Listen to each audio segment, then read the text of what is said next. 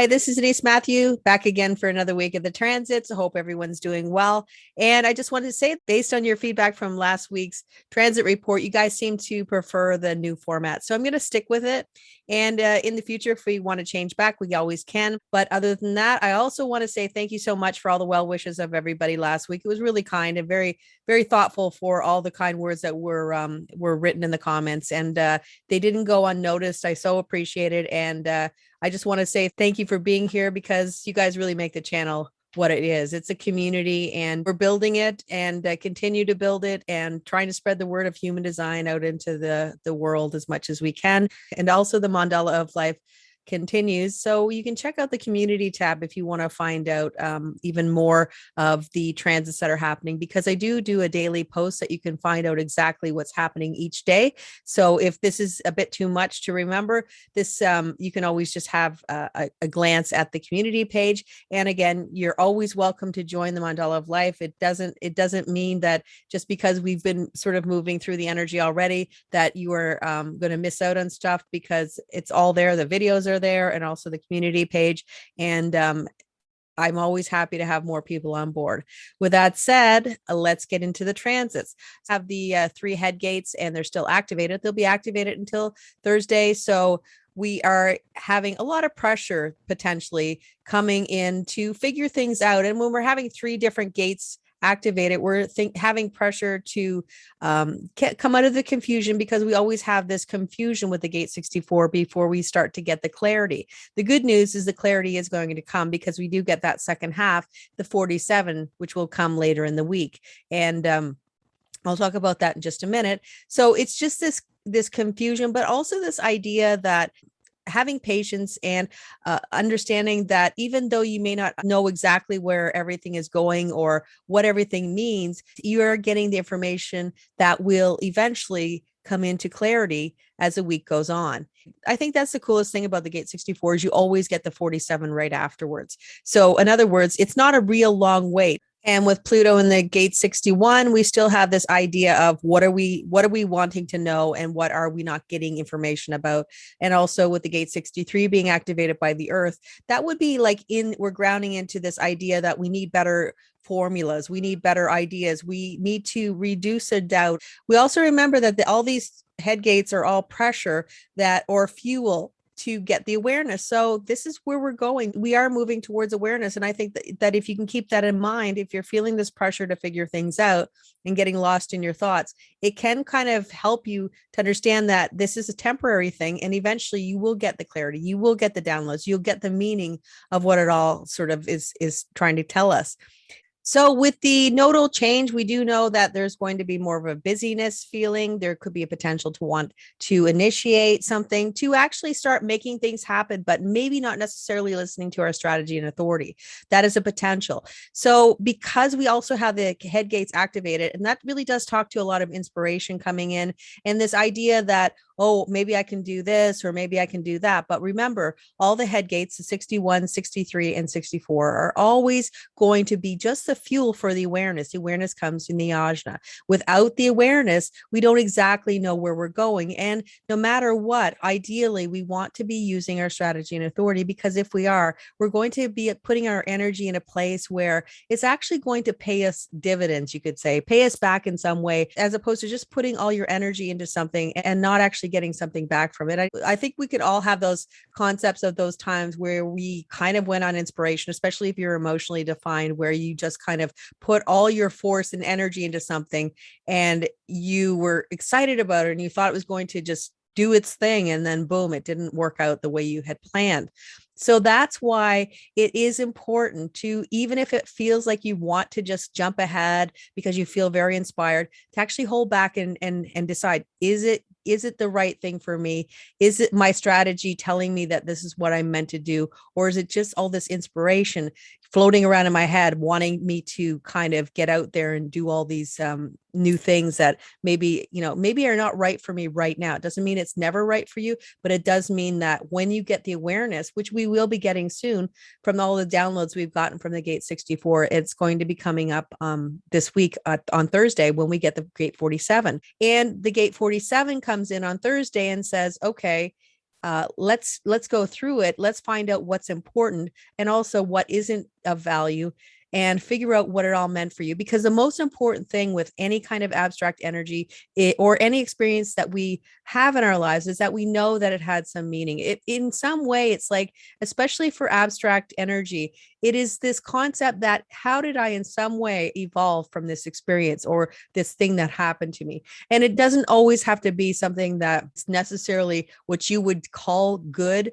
And I say good in quotation marks, because reality is we like to label things as good and bad, but sometimes the things that we thought were not good, in fact, were probably the best things that could have happened to us. And the things that we thought were good, they're sometimes not exactly expected them to be. And maybe it wasn't as good as we had thought was. So in other words, being open to what the universe gives us, and understanding that every experience that we have has some value. And the gate 47 showing up this week will actually be telling us what exactly that was, what exactly that experience meant for us, and how in some way we have become a better version of who we are. Because ultimately that's what every experience in our life is about. It's about taking one more step on that ladder of improving who we are. It's you against you. And I think that if we keep that in mind, it's not like we're competing with anybody.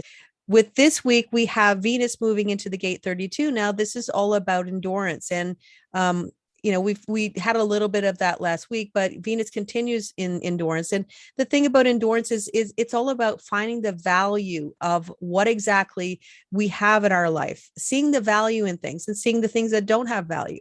So in other words, we could be looking at the world around us, or the life we have, the life we are living, and saying, is this worthwhile for me anymore? Is it worth me putting the energy in? And as well, we're going to be continuing on this week with Mars. Mars is still going to be in the gate 6. And that's really talking about this idea of just trying to get things kind of hammered out, we could say. So trying to get resolutions to things, trying to have these meetings of the mind, of trying to get some clarity on how we're going to move forward, how we're going to work together as a team. But because Mars is not necessarily as diplomatic, we do have this idea that Mars could be a little bit more pushy, a little bit more, let's get it done. And again, you can't make an omelet without breaking a few eggs. So Mercury is now in depth, and it moved into depth just on Monday. So we're getting into this concept of trying to figure out more about the root of things. It is connected to the gate 16 if you had a full channel, and that would be the channel of talent. The thing about the gate 16 is that it talks about all the skills that you want to get, the new things. When the North Node was in the gate 16, we were looking at new things we wanted to try, new skills we wanted to begin to master, something that we actually wanted to put the time and effort into. Now with Mercury coming into the gate 48, we're talking about what do we need to do to begin to master something in our lives? Have we picked up something new? Is there a new skill that we're doing? Is there something brand new that we want to, that we've kind of discovered? And now we're looking at how can we bring that into more of a mastery, as opposed to just something that was kind of fun to do. When we talk about the talent of the 1648, we are talking about something that is that you build on. It is not something that just comes overnight. This is a talent that comes after many hours. Like you could say that the 10,000 hours that Malcolm Gladwell talked about, where we continue to hone our skills and get better and better. So this week, Mercury is saying, are you going to get the depth that you need to actually bring these skills or these new things into being? Are we going to continue to work on those things that are important to us? Or are we going to let it go if we don't feel like it's worth our time? If you are somebody who has been honing and working and getting the skills that you need, and you feel like you're ready to kind of debut, and people are not actually seeing you as an expert quite yet, which is potential with Mercury, because sometimes Mercury is not actually looking at things. It's looking at the future. It's looking at something new. If people are not recognizing you for the skills you've been honing or those types of things, remember that this is about continuing to move through the process, continuing to hone your skills, continuing to get better and better. And eventually, when you are at that point where you have achieved some level of mastery, that's when your aura kind of tells people, oh, this person actually has something that we could actually use. This person has some skills, and they call it out of you because this is projected energy. So the key this week is to know that if people don't see you the way you want them to see you quite yet, it doesn't mean they never will. It just means that maybe now is not the time. And in the future, there will be a time where you will be recognized for all the things you've been doing, all those things you've been doing behind the scene to get better and better. When we move into Friday, we're getting into new energy. The sun is going to move into the gate 47 and the earth is going to move in the gate 22. We're kind of getting to this idea where we're getting clarity, we're getting the energy filtered, all that data, that big download that we got.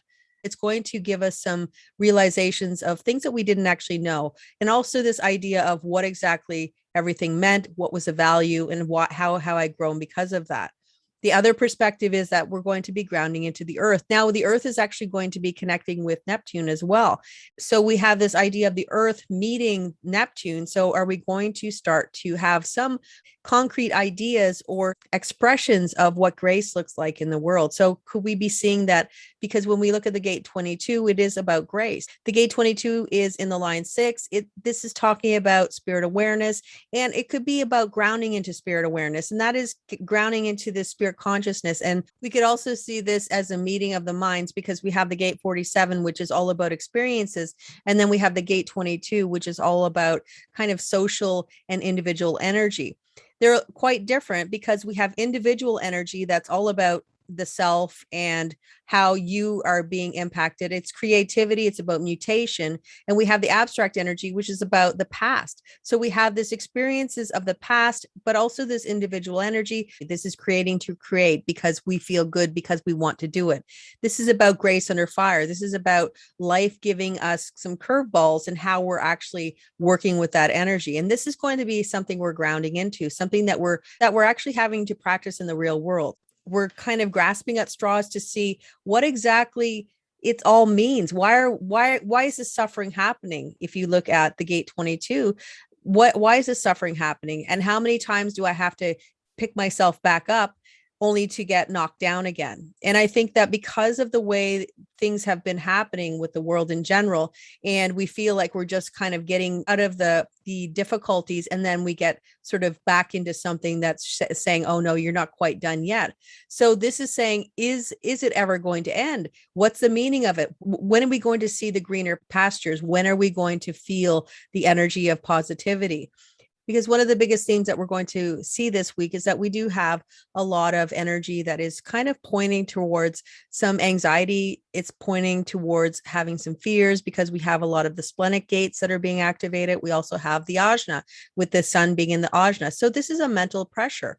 But the reality is that if we allow ourselves to detach from the outcome, to not worry about exactly how it's going to play out, and allow the universe just to do what it's going to do. Because the reality is when we've done everything we can, there's nothing more to do. But there's also this potential to, when we're feeling like we keep walking through the mud and it doesn't seem to get any better, that's when we're meant to actually to go into our creativity, to actually start to express ourselves in a way that we feel good. So that's what it's all about. There's this idea that when we are creative, when we are expressing ourselves, then automatically we're feeling empowered. And so the world around us becomes less oppressive. And knowing that the oppression that we feel from the gate 47 is just momentary. It's something that we will transcend. It is something that we will get that moment of realization. That is a given. When you have the gate 64, it's always followed by the gate 47. And that means that we do get that release from the oppression, release from the concern that maybe there wasn't something of value that we got. There's always going to be some nugget of importance of what happened to us. Sometimes it's harder to find, but it's always there if we're actually open to looking for it.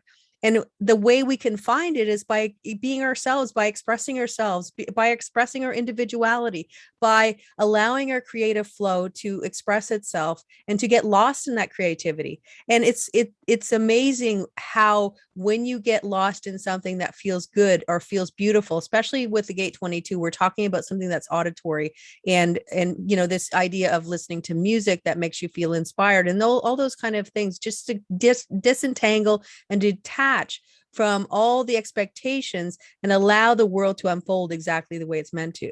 And when that happens, and most times it's perfectly fine, but it's the expectation and the concern, especially where we have Mercury moving into the gate 57, which is an intuitive gate.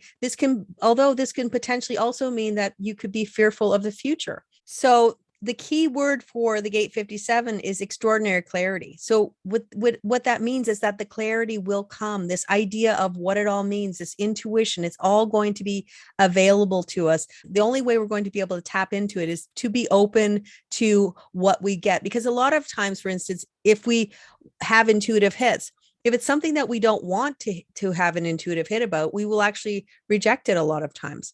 But maybe there's something in there that you don't necessarily understand. Because the thing is a lot of times we get intuitive hits, but we don't get everything. It's like intuition can be very powerful. And I always look at it as in you put your hands in the sea. So that's a sea of consciousness, and you bring your hands up, and those drops of water that are left on your fingers are literally what we get when we have our intuition.